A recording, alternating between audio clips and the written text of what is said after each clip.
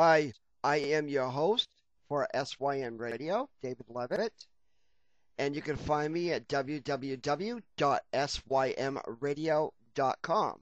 We are broadcast at symradio.com/live, and you can subscribe to my feeds at feeds.feedburner.com/SYM And I want to play this music video that was shared with me from Stephen Watkins, whose story is going to be coming up next. He creates QR codes, and you can listen to his blog talk show back in October explaining everything.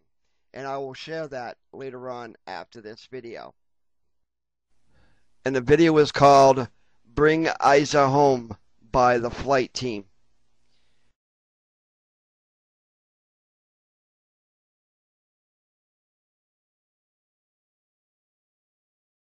We join together, Lord, and we plead for this little girl's life. That wherever she is, you would hold her in the palm of your hand, Lord. That you would send your warrior angels to be around her. And that you would protect her from any harm. You see our city.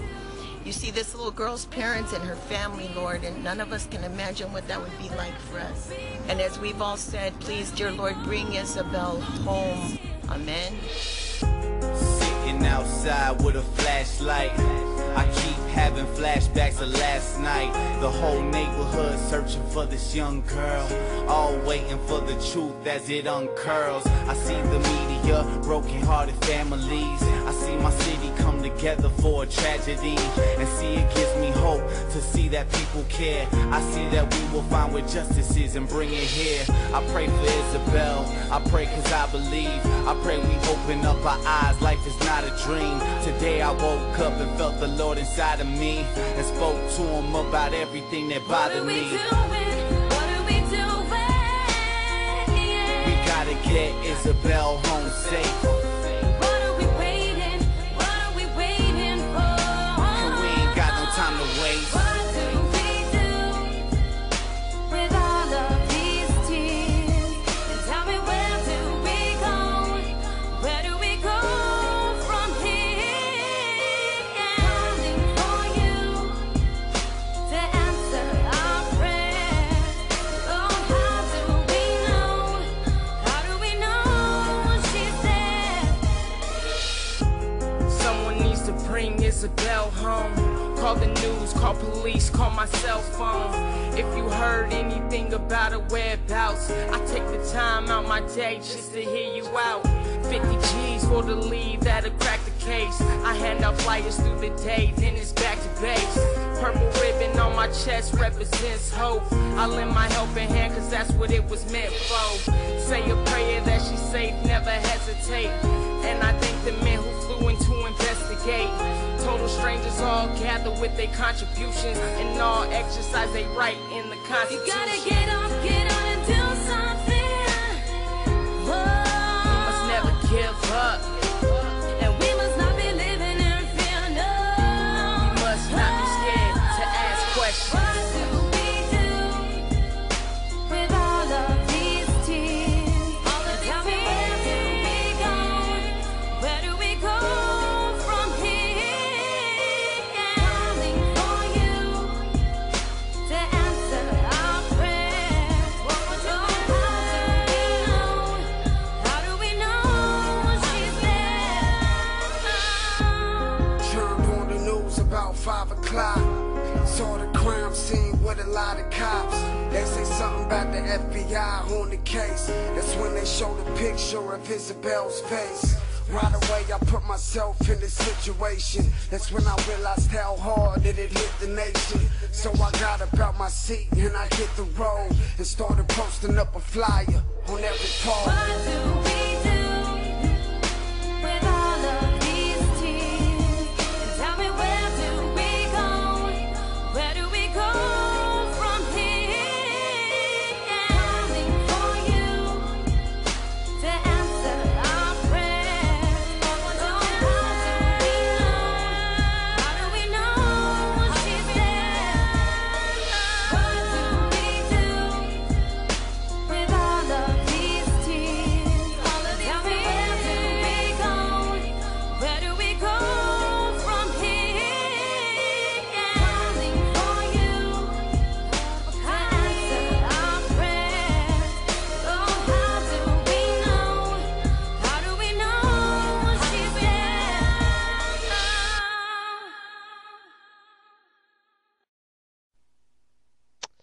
And that was really a good song. And you can find that at that link that's scrolling up across this video.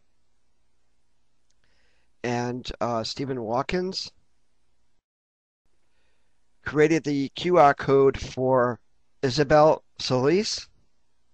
And you can also visit her Facebook page at facebook.com, find Isabel Solis. And you could also stay tuned in to the Missing and Abducted radio show for any updates on that case and any other cases. And all the designer custom codes that he in mobile websites for missing children, which people are seeing circulating online, he said he has made. He says, it's weird to see my QR codes on CNN, Nancy Grace, or other shows or music videos. I keep them looking more like a QR code as to make sure the public can identify them as a QR code, but with the child's image within the QR code itself. It takes him about 5 to 8 hours to complete a missing child profile. He also creates designer QR codes, which are more logo artwork styles of a corporate logo for missing children's organizations and missing and abducted children petitions. These take anywhere from 10 to 12 hours to complete with a mobile website, depending on the complexity. I create them using vectors so that they may be reproduced at any size without losing their quality. You can even make them billboard size. All the designer QR codes he has created have been completed at no charge to the missing families or to the missing children's organizations. And his QR codes, which do help find the missing, you could go in and listen to that radio show back in October of 26 on blogtalkradio.com. And I will go ahead and scroll that link across the screen during his story. Now, we're going to go ahead and take you into this story. It happened from when they were found in July. This is a news report from December 7th of last year. And he had found and all he wanted to do was get his children home for Christmas. And to this day, he still has been fighting them to release them and bring them back here. So we're going to go take you into this story here. We're going to give you an update on a story that we've been following for quite some time. After 2.5 years of wondering where his children were, an Ontario man says his 2 boys have been found. Alexander and Christopher Watkins were located in Warsaw, Poland, still in the custody of their mother, who allegedly abducted them. The boys' father, Stephen Watkins, says he's supposed to have full custody of the boys, and he fears they will be abducted again. Polish police have not arrested the boys' mother despite an Interpol red notice advising countries that there is a Canada-wide warrant for her arrest. And joining me now from Warsaw via Skype is Stephen Watkins. Stephen, thanks for talking with us. So you've searched for your children for over 2 years. What's it feel like to be so close to getting them back? It feels wonderful, but it's bittersweet. As you can understand, my boys are quite confused. They've been on the run for over 2.5 years. We've learned that they also didn't do a lot of schooling in that period of time. And Stephen, this has been a very extensive search. How have you managed to stay on the trail of your ex-wife? I have to say the RCMP has been very, very helpful. Foreign Affairs has been really engaging into this international case. Not only that, searching worldwide. We didn't know where they were when they were abducted. They were abducted to Germany. We all assumed that they'd be ending up in Poland, and like I said, the RCMP and York Regional Police have been on this nonstop. But I have to tell you, over here in Poland, it's quite confusing. As I just feel that there's somewhat of a disconnect with the Interpol structure between Canada and Poland. Because court proceedings have started to get the boys back, so how has that been going?